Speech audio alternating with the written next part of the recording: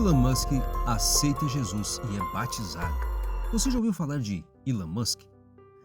Atualmente, Elon Musk é o homem mais rico do mundo e em uma entrevista deu um show de humildade e sabedoria.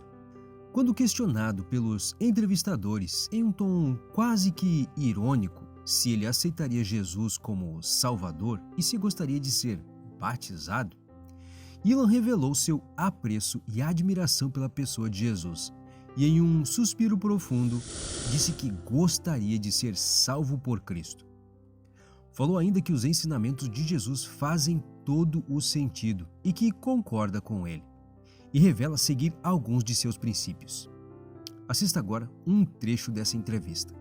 This is church. Okay, so to make this church, we have to make sure. We're wondering if you could do us a quick solid and accept Jesus as your Lord and Savior. On the show.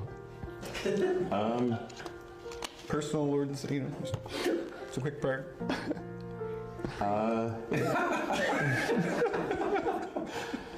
mean, let's just say, I agree with the principles that Jesus advocated, and that there's great wisdom in the teachings of Jesus, and I agree with those teachings. And things like turn the other cheek are very important, because as opposed to an eye for an eye leads everyone blind. So forgiveness, is important, and treating people as you would wish to be treated. Love thy neighbor as thyself. Very important. So it's like a 60-70%. Yes? As Einstein would say, I believe in the God of Spinoza.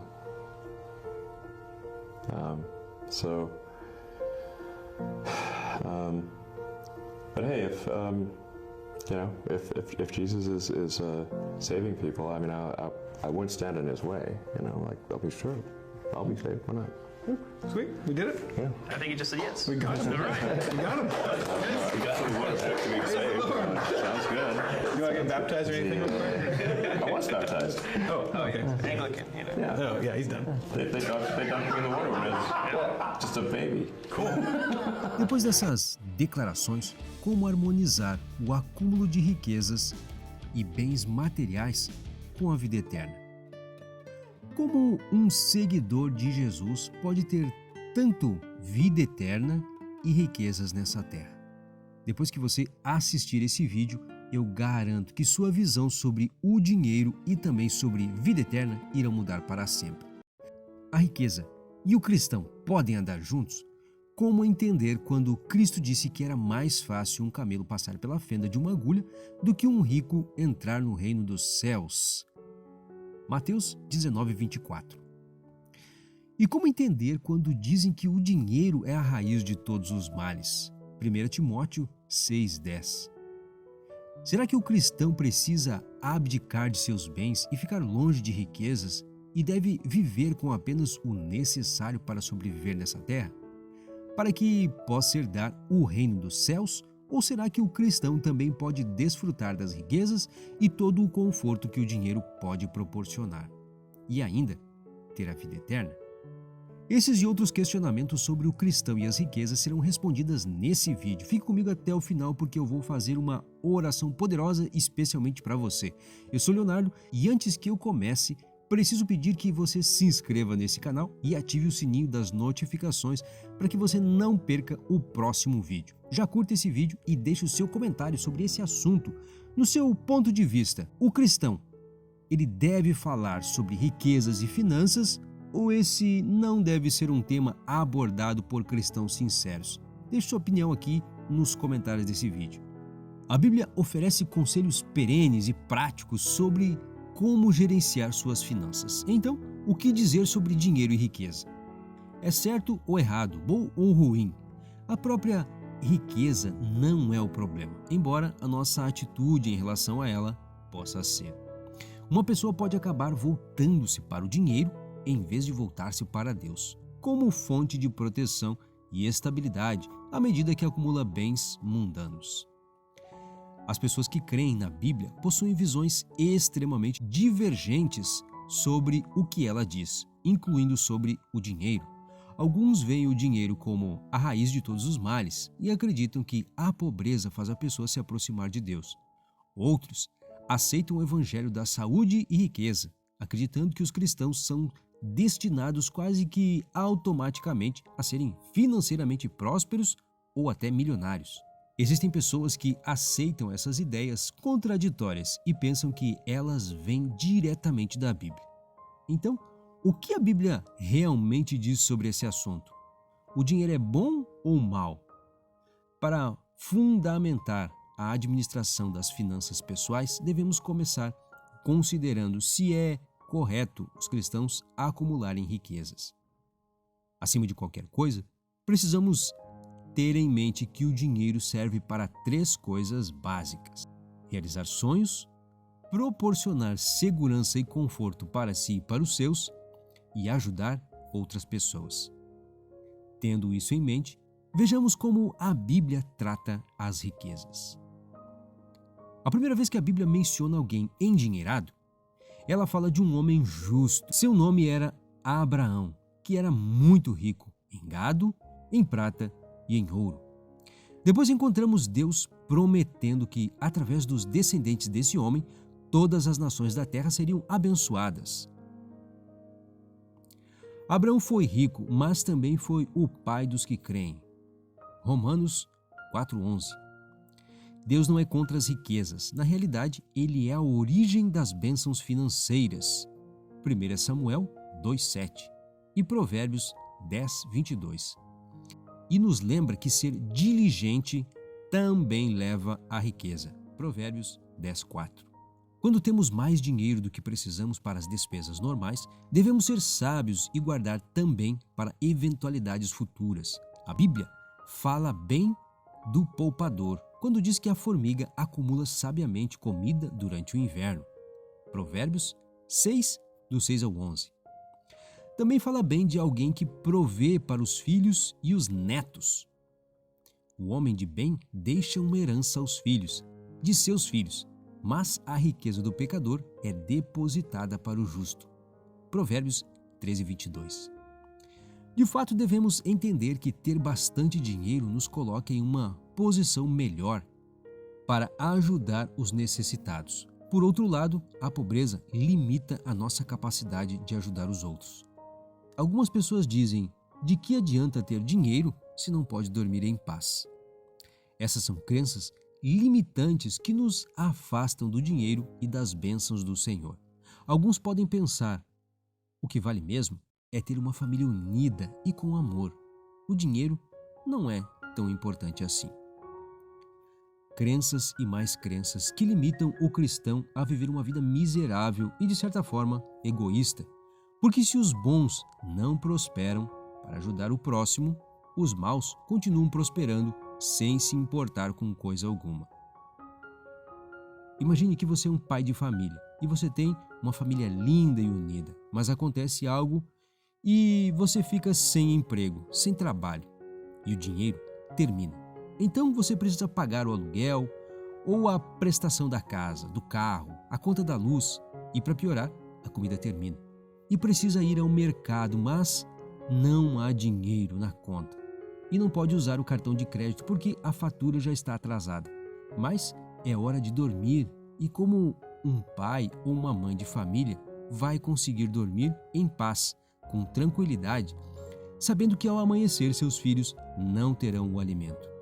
Essa é apenas uma forma exagerada de visualizar a situação, mas que milhares de brasileiros passam por isso todos os dias. E por quê? Crenças limitantes sobre si, sobre o dinheiro e sobre o que Deus realmente quer para os seus filhos. Vivemos em uma cultura onde não se ensina, nem se estimula que estejamos aprendendo sobre finanças e administração financeira desde cedo. Somos imediatistas e não planejamos o futuro. Não estamos mais nas mãos dos senhores feudais do passado. No entanto, quando não desenvolvemos uma mentalidade que gere riquezas, permanecemos sujeitos aos enganos e exageros de políticos mal intencionados, gananciosos que prezam por seus bons salários enquanto o povo passa fome. Se quiseres e me ouvires, comereis o melhor desta terra. Isaías 1,19. A vontade do Senhor para cada um de nós é que tenhamos o melhor desta terra e também do mundo por vir. Você já ouviu alguém dizer que o dinheiro muda as pessoas? Na realidade, o dinheiro não muda ninguém. Ele apenas potencializa aquilo que a pessoa já é. Ou seja, se uma pessoa era boa e gostava de ajudar ao próximo com pouco dinheiro, se realmente ela era sincera no que fazia, quando ela tiver a oportunidade de ter mais dinheiro, ela vai potencializar esse traço de personalidade dela. Ou seja, vai ajudar muito mais pessoas. Agora, o inverso também é verdade. Se alguém que não tem dinheiro já é arrogante, mesquinho e não se importa com as outras pessoas, quando ela tiver a oportunidade de ter mais dinheiro, ela irá potencializar esse traço de personalidade, ou seja, ficará insuportável. No entanto, devemos evitar algumas armadilhas espirituais. O seguidor de Jesus, que quer ganhar dinheiro e continuar a segui-lo, deve evitar certas armadilhas espirituais. É fácil para uma pessoa que acumula bens materiais passar a confiar no dinheiro em lugar de Deus, como sua fonte de proteção e estabilidade. Provérbios 18:11. O apóstolo Paulo arrazoou sobre o dinheiro e a tentação, mas os que querem ser ricos caem em tentação, e em laço e em muitas concupiscências, loucas e nocivas, que submergem os homens na perdição e ruína, porque o amor ao dinheiro é a raiz de toda espécie de males, e nessa cobiça alguns se desviaram da fé e traspassaram a si mesmo com muitas dores. 1 Timóteo 6, do 9 ao 10. De tais palavras, algumas pessoas tiram a ideia de que a Bíblia ensina que o dinheiro é a raiz de todos os males. Porém, Paulo escreveu algo completamente diferente. Ele escreveu que o amor ao dinheiro é a raiz de toda espécie de males. O dinheiro por si só não é mau, mas colocar o dinheiro e a riqueza material como a maior prioridade da vida é uma grande armadilha espiritual. Nessa passagem, Paulo aprimora a perspectiva sobre a riqueza que Jesus Cristo tinha apresentado alguns anos antes, ao falar das prioridades de um cristão. Mateus 6, 24 ao 33. Jesus disse: não podeis servir a Deus e a Mamon. A palavra Mamon foi traduzida de uma palavra semelhante em aramaico, que significa riquezas, especialmente riquezas que mudam o foco da pessoa para longe de Deus. Nesse sentido, a riqueza é personificada como um senhor competindo com Deus, sendo assim inaceitável. Apesar de reconhecer que as pessoas têm necessidades materiais, Cristo enfatizou que nossa maior prioridade deve ser sempre Deus. Jesus ensinou que temos de buscar primeiro o reino de Deus e a sua justiça, e todas essas coisas vos serão acrescentadas. Os comentários de Paulo a Timóteo nos ensinam a não endeusar o dinheiro ou permitir que ele se coloque entre nós e Deus. O dinheiro simplesmente é uma ferramenta que pode ser usada para o bem ou para o mal. A chave está em nossa atitude. Paulo acrescenta este conselho ao rico: manda aos ricos deste mundo que não sejam altivos, nem ponham a esperança na incerteza das riquezas, mas em Deus, que abundantemente nos dá todas as coisas para delas gozarmos, que façam o bem, enriqueçam em boas obras, repartam de boa mente e sejam comunicáveis, que entesourem para si mesmos um bom fundamento para o futuro, para que possam alcançar a vida eterna. 1 Timóteo 6, do 17 ao 19. Podemos buscar riquezas e vida eterna? Noutra ocasião, um jovem perguntou a Jesus o que alguém devia fazer para herdar a vida eterna. Depois de Jesus ter lhe dito que deveria guardar os mandamentos de Deus, o homem lhe respondeu que tinha guardado todos desde sua juventude. Está registrado em Marcos 10, do 17 ao 20. E Jesus, olhando para ele, o amou e lhe disse: falta-te uma coisa. Vai, vende tudo quanto tens e dá-o aos pobres, e terás um tesouro no céu. E vem, toma a cruz e segue-me. Mas ele, pesaroso desta palavra, retirou-se triste, porque possuía muitas propriedades.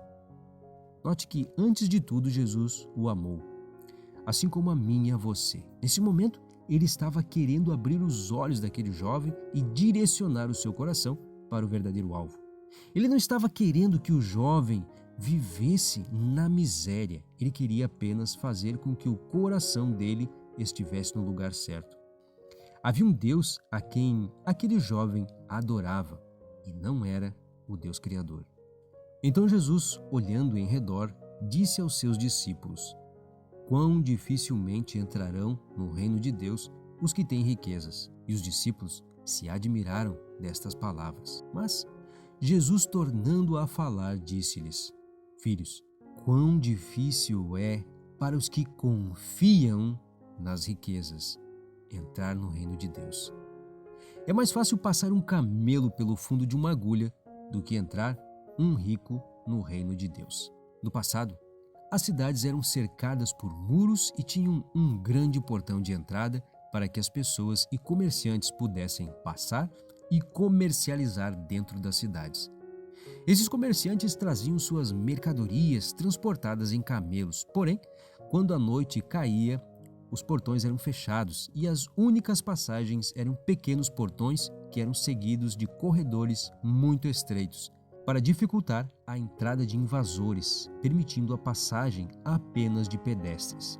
Assim, era quase impossível que um camelo passasse pelos apertados portões. Então, quando Jesus fala que era mais fácil um camelo passar pela fenda de uma agulha, não estava se referindo a uma agulha de costurar, mas era uma referência aos comerciantes tentando passar pelas apertadas vielas da cidade para continuarem seu comércio, mesmo após os portões se fecharem. Veja a reação dos discípulos quando ouviram os comentários de Jesus sobre como era difícil que um homem rico entrasse no reino. E eles se admiravam ainda mais, dizendo entre si: quem poderá, pois, salvar-se? Jesus, porém, olhando para eles, disse: para os homens é impossível, mas não para Deus. Porque para Deus todas as coisas são possíveis. A vida eterna é um presente para aqueles que buscam humildemente a Deus. Todos, ricos ou pobres, dependem da misericórdia de Deus para terem a vida eterna. É uma dádiva, um presente imerecido que foi pago pelo sangue de Cristo. Não há nada que eu ou você possamos fazer para comprar a salvação. Ela é um presente que nos foi dado por Cristo. Nossa única tarefa é aceitar. Jesus explicou que a vida eterna é um assunto espiritual de extrema importância. Intrinsecamente, o erro não estava na riqueza daquele homem. As prioridades dele é que estavam incorretas. Seu apego impróprio à riqueza material. Cristo percebeu que o homem estava mais interessado em seu próprio dinheiro do que em Deus. Realmente, o jovem ficou desapontado com as palavras de Cristo e foi embora triste, porque ele possuía muitas propriedades. Marcos 10:22. Alguns tentam desvirtuar este episódio dizendo que se trata de uma lição sobre a proscrição dos mandamentos de Deus que o jovem afirmou ter guardado desde a juventude e argumentam que Jesus estava introduzindo um novo conceito de justiça. No entanto, a realidade é que Jesus desafiou o jovem quanto ao seu compromisso com os mandamentos, provando-o em relação ao primeiro mandamento, que proíbe ter quaisquer deuses diante do verdadeiro Deus. E sem dúvida, o jovem colocou sua riqueza acima de Deus. Era apenas um teste, nada mais que isso. Essa passagem não significa que devemos dar tudo o que temos, a não ser que também tenhamos um problema semelhante, ou seja, priorizar mais os nossos bens materiais do que a Deus. É claro que Deus vai nos exigir outros sacrifícios. Em todo caso, o importante é nos submeter a Ele de todo o coração. Deus revelou em sua palavra, a Bíblia, todo o conhecimento essencial que os seres humanos precisam para ficar em harmonia com os seus caminhos, tanto físicos quanto espirituais. Jesus elevou a outro nível a lição da prioridade espiritual e financeira. Marcos continua. Então Pedro começou a dizer a ele: Veja, nós deixamos tudo e o seguimos.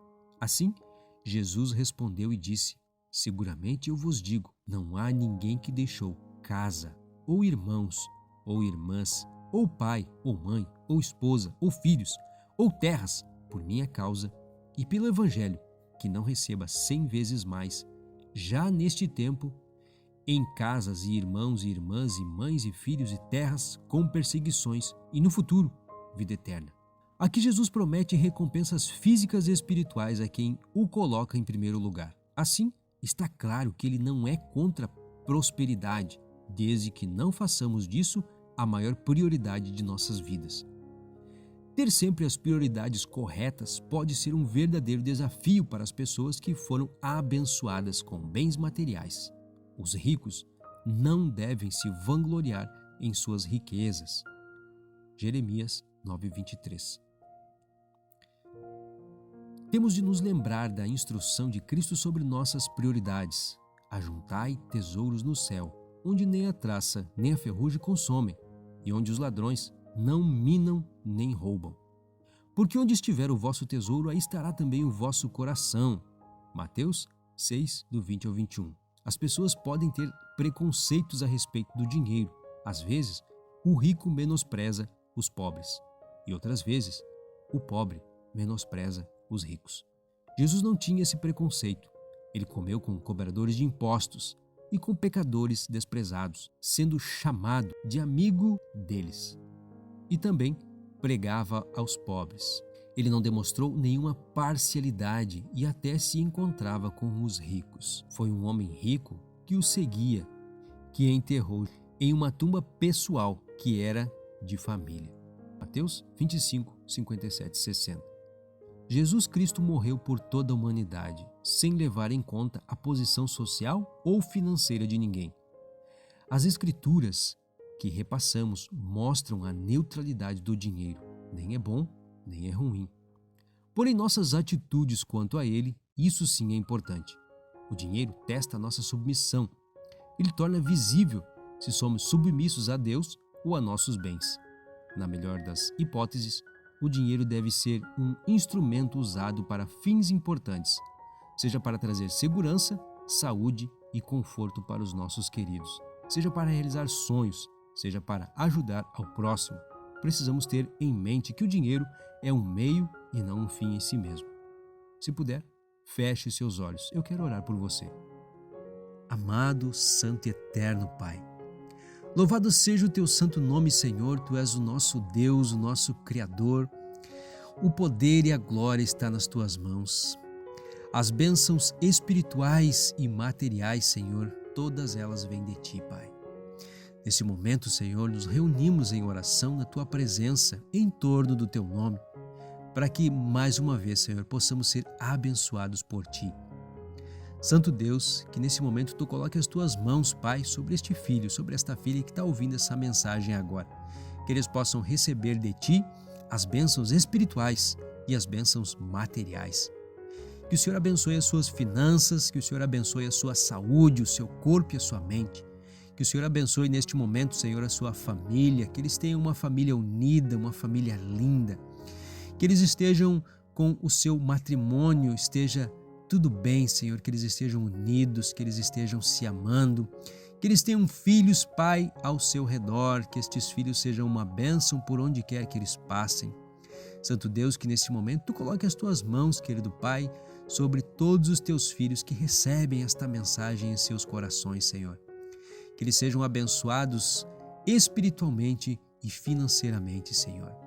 Que eles sintam a vontade de entregar cada vez mais o coração a Jesus e que eles recebam neste momento a salvação e a vida eterna. Em nome de Jesus nós oramos. Amém. Que você tenha um dia maravilhoso, um dia produtivo, um dia feliz, um dia alegre na presença de Jesus. Eu sou Leonardo e eu preciso pedir que você se inscreva nesse canal e curta esse vídeo. e que também compartilhe esse vídeo com pelo menos um amigo. Não permita que o egoísmo chegue até você. Compartilhe as bênçãos que o Senhor traz até você todos os dias. Obrigado por ter ficado até aqui, um forte abraço e até o nosso próximo encontro.